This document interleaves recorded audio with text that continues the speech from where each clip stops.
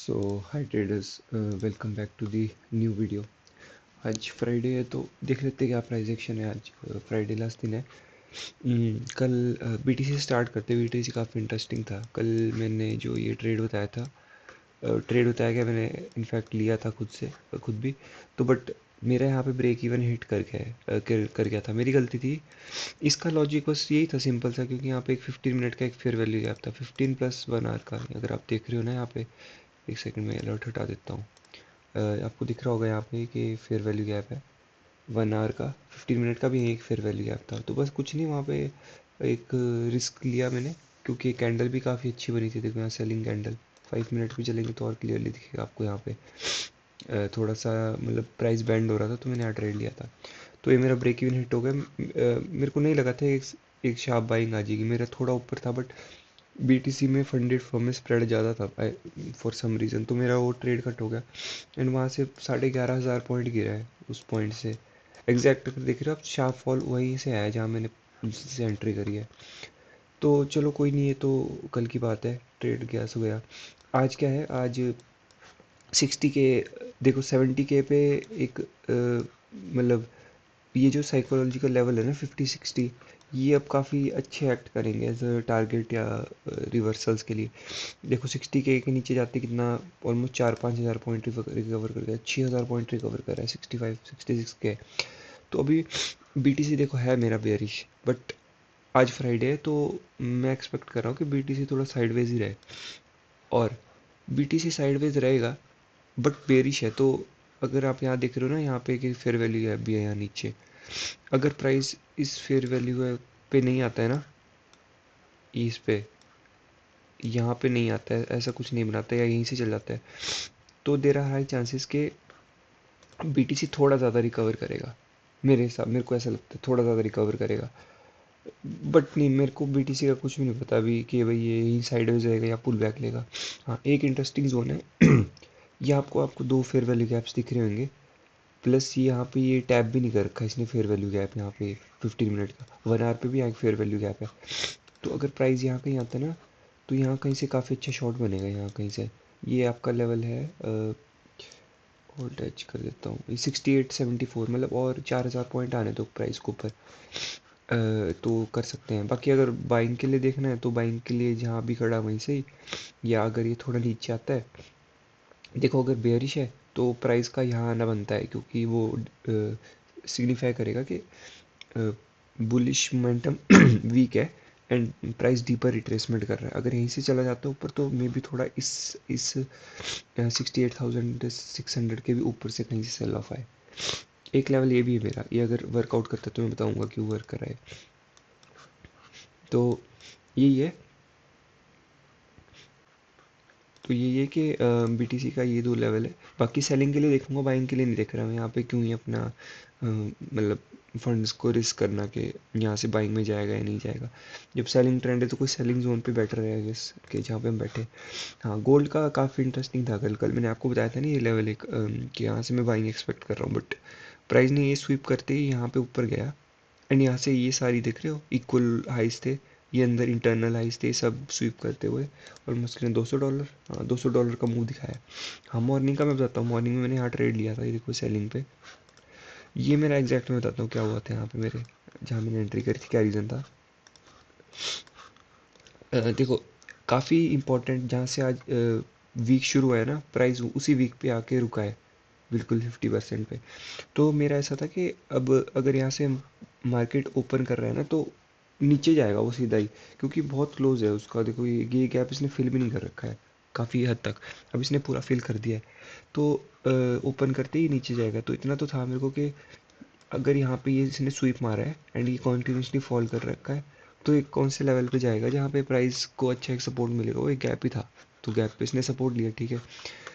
But मेरा यहाँ पे ट्रेड का क्या लॉजिक था कि अगर आप यहाँ पे ये वाली कैंडल देखो, 430 वाली 15 मिनट की, इसको दिख रहा है आपको, यहाँ पे एक फेयर वैल्यू गैप था, ये वाला जो मैंने आपको बताया था 15 मिनट का। इसने इसको इन्वर्जन फेयर वैल्यू गैप करा है, जस्ट इसके ऊपर गया टैप करा। बट फिर मेरे पास था एक और रीज़न कि यहाँ पे भी तो एक फेयर वैल्यू गैप है ऊपर 5 मिनट का, दिखाता हूँ आपको। ये तो अनटैप्ड रहा। ऐसा भी तो हो सकता था कि 15 मिनट यहाँ जाए, इसको टैप करके यहाँ ही क्लोज कर दे तो इन्वर्जन भी हो जाएगा, ये टैप भी हो जाएगा, बट नहीं, अब मैं आपको दिखाता हूँ, ये 5 मिनट का है, ये फंडेड फर्म पे मार्केट ने जो 5 मिनट 4:30 से 4:35 जो 5 मिनट की कैंडल होती है उसने इसको रीबैलेंस कर दिया था। बट भले इस चार्ट में नहीं दिख रहा है वो, बट यहाँ पे वो रीबैलेंस्ड है। तो ये थर्ड कंफर्मेशन थी मेरी कि मेरे को शॉर्ट करना चाहिए। तो जब ये अच्छी एक सेलिंग कैंडल कंटिन्यू करी ना यहाँ से ये रीबैलेंस के बाद, तो मैंने इस पे एंट्री करी, इस वाली कैंडल पे। उसी कैंडल के हाई का मेरा स्टॉप लॉस था। बट क्या हुआ सेम एज दैट के ये मैंने यहाँ पे ट्रेल कर दिया इसको, क्योंकि 5:30 के अराउंड ये टाइम हो रहा था। ये ऑलमोस्ट मतलब 5:20 के आसपास हो रहा था, तो वॉलीटिलिटी बहुत थी तो मैंने यहाँ ट्रेल करा, मेरे को यहाँ बाहर कर दिया।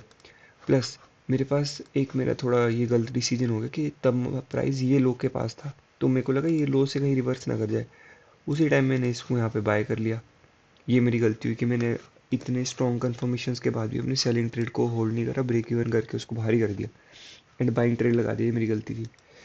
मेरे को होल्ड करना चाहिए था बाइंग ट्रेड। मेरा मॉर्निंग में तो इतना रैशनल डिसीजन भी नहीं होते हैं, तो उस चक्कर में ये थोड़ा लेफ्ट राइट हो गया। बट ये मेरा टारगेट यही था यहाँ पे, ये वाला। अब भी गोल्ड क्या कर सकता है, गोल्ड देखें तो पूरा वीक ज़ीरो पे आ चुका है। ये यहाँ जहाँ से शुरू करके वहीं यहाँ से वहाँ आ चुका है। अब गोल्ड क्या करना चाहता है, मेरे को ये देखना है। देखो, प्राइस अगर यहीं से गिरा है ना नीचे, तो और प्राइस ने ये सारा लिक्विडिटी छोड़ी ऊपर, ये इवन ये हाई छोड़ा है, तो आई बिलीव कि प्राइस को पहले डिस्काउंट में जाना है ताकि वो बाइंग में आ पाए। तो मेरे को ऐसे लग रहा है कि बाइंग कंटिन्यू रह सकती है आज पूरे दिन, मेरे को ऐसे लग रहा है। बाकी ये देखना पड़ेगा यहाँ पे एक फिफ्थ का कल का एक पूरा गैप पड़ा हुआ है। अगर 15 मिनट पे रिबैलेंस्ड है लेकिन ये 1 आवर पे क्लियर है, तो ये देखते हैं कि यहाँ पे कैसे होता है ये पूरा।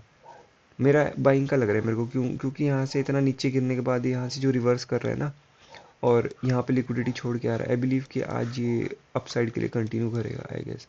तो यहाँ पे आपको ये फेयर वैल्यू कैप दिख रहा है 15 या 1 आवर का, तो मैं यहाँ पे इंटरेस्टेड रहूँगा बाइंग के लिए। बाकी देखते हैं, अगर आता है तो ठीक है, बाकी बाइस चेंज भी तो हो सकता है कि, क्योंकि अभी भी पैरेलल चैनल में चल रहा है ये, ऐसा दिख रहा है ऐसा। तो ठीक है, अभी देखते हैं जो भी यूएस इसमें लंदन या यूएस में बनता है, मैं आपको अपडेट करता हूँ। ओके सो देख लेते हैं आज लंदन सेशन में क्या हुआ। मैंने आपको बताया था कि बीटी से अगर ज़्यादा बुलिश होएगा तो ये वाला गैप वो टेस्ट नहीं करेगा, वो यहीं से चल जाएगा। तो अगर आप देखो तो यहीं से जा रहा है ये ऊपर। मैंने एक्चुअली यहाँ पे एक ट्रेड भी लिया था, ये आपको फेयर वैल्यू गैप दिख रहा होगा, क्योंकि यहाँ से नीचे मैं एक्सपेक्ट नहीं कर रहा था प्राइस आए। तो मैं देख रहा था कि यहीं पे ही इसी फेयर वैल्यू गैप पे मैंने एंटर करा, क्योंकि अगर आप देखो ना यहाँ पे 1 मिनट पे गया मैं यहाँ पे 1 मिनट पे देखो ना, अगर आप यहाँ पे प्राइस ना सस्टेन कर रहा था धीरे धीरे, तो मेरे को लगा ये बैंड हो रहा है प्राइस, ये अप साइड अप चल जाएगा, तो मैंने यहाँ एंट्री करी। मेरा अराउंड 300 350 पॉइंट का यहाँ एसएल था। मार्केट मेरी एंट्री से ऑलमोस्ट कितना दूर आई मैं दिखाता हूँ आपको। 700 पॉइंट नीचे गई है, तो इतना बड़ा तो मैं स्टॉप नहीं ले सकता, बट मेरी डायरेक्शन क्लियर थी। मैं अब ये प्राइस बताओ कहाँ तक जाएगा, ये जाएगा इन यहाँ पे इस यहाँ तक अराउंड 69,000 पकड़ लेते रफ नंबर यहाँ पे, एग्जैक्ट यहाँ कहीं जाएगा। कुछ नहीं कर सकते यहाँ पे। अराउंड मेरा कितना अभी प्रॉफिट चल रहा होता, अराउंड $75 का। चलो कुछ नहीं कर सकते इसमें। मैंने $16 का लॉस लिया है इसमें। मैं दिखाता हूँ कहाँ कहाँ था वो BTC का ट्रेड। 5 मिनट पे गया, ये देखो यहाँ पे लिया था मैंने बाय का ट्रेड।